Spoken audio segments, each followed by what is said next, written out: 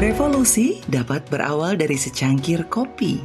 Begitu kiranya yang tercatat dalam sejarah masyarakat dunia. Kopi Indonesia sudah sangat terkenal di belahan dunia. Mulai dari jenis kopi Toraja dari Sulawesi Selatan, Gayo dari Aceh, atau kopi luwak yang mendunia.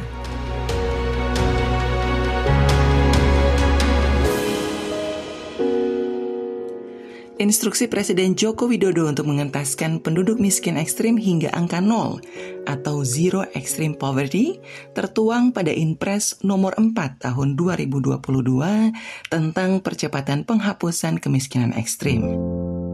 Secara khusus, Presiden Joko Widodo memerintahkan Kementerian Koordinator Pembangunan Manusia dan Kebudayaan untuk menetapkan pedoman umum percepatan pengentasan kemiskinan ekstrim beserta data dan target yang menjadi prioritas. Data siapa yang miskin ekstrim ini di daerah sudah ada semuanya dan sampai di desa sudah punya semuanya. Kita tahu target kita di 2024, kemiskinan ekstrim ini harus berada pada 0%. Ini target yang tidak mudah. Pada tahun 2021, pemerintah telah melakukan upaya pengentasan kemiskinan ekstrim yang berfokus pada daerah pesisir di 7 provinsi dan 35 kabupaten kota. Pada tahun 2022, Kemenko PMK memperluas cakupan wilayah penghapusan kemiskinan ekstrim di 25 provinsi dengan 212 kabupaten kota. Presiden telah menginstruksikan kepada kementerian, lembaga, dan kepala daerah untuk mengentaskan penduduk yang masuk dalam kategori miskin ekstrim dengan target hingga tahun 2024 mendatang. Kemiskinan ekstrim sendiri merujuk pada kategori yang ditetapkan oleh Bank Dunia, yakni setiap individu yang konsumsi hariannya di bawah $2 Amerika Serikat atau setara Rp30.000 per hari.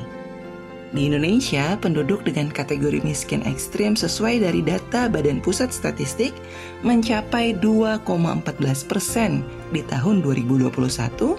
Ini menurun menjadi 2,04% pada Maret 2022. Salah satu upaya pengentasan kemiskinan ekstrim yang dirancang oleh pemerintah adalah dengan melibatkan komunitas masyarakat yang memiliki daya saing ekonomi yang tinggi. Salah satunya adalah kelompok tani. Untuk peningkatan ekonomi bagi masyarakat sendiri, otomatis ini bisa menjadikan salah satu alternatif kami untuk sedikit mengangkat perekonomian mereka.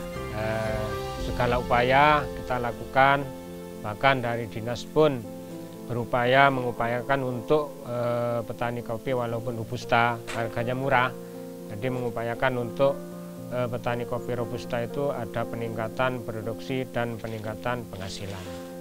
Selain untuk dijual greennya, kita berupaya untuk sampai ke tingkat produk. Dari tangan para petani di lereng gunung yang tersebar di seluruh Indonesia inilah sebenarnya Gerakan Nasional Revolusi Mental dimulai. Gerakan yang kemudian menjadi pondasi kokoh kuatnya ekonomi nasional di bidang pangan. Secangkir kopi adalah cipta rasa gotong royong, dikerjakan dengan etos kerja yang tinggi dan integritas yang tak ternilai harganya. Gotong royong dalam pertanian kopi tidak mungkin bisa dilewatkan. Budidaya biji kopi di Nusantara sejak dulu merupakan sistem tanam dan bertani bersama. Gotong royong amat terasa saat masuk masa panen.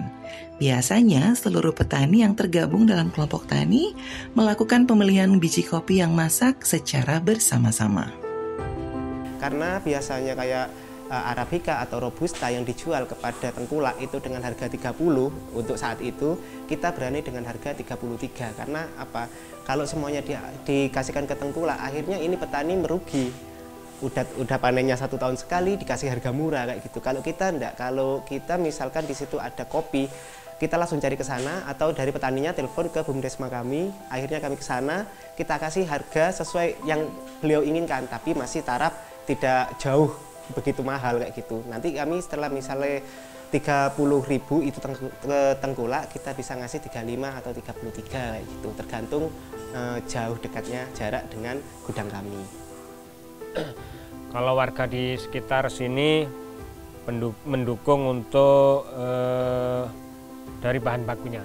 Jadi bahan baku untuk sementara ini kesulitannya hanya di tingkat pemetikan. Jadi kalau bahan baku saya rasa selama ini belum ada kendala. Cuman kendalanya di tingkat pemetikan karena warga di sini masih 50% itu masih pemetikan asalan.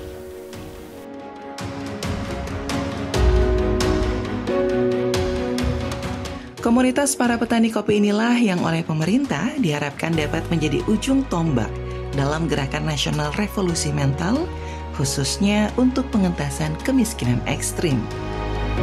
Dengan pelibatan komunitas masyarakat diharapkan dapat teratasi secara detail permasalahan kemiskinan ekstrim yang menjadi program prioritas pemerintah.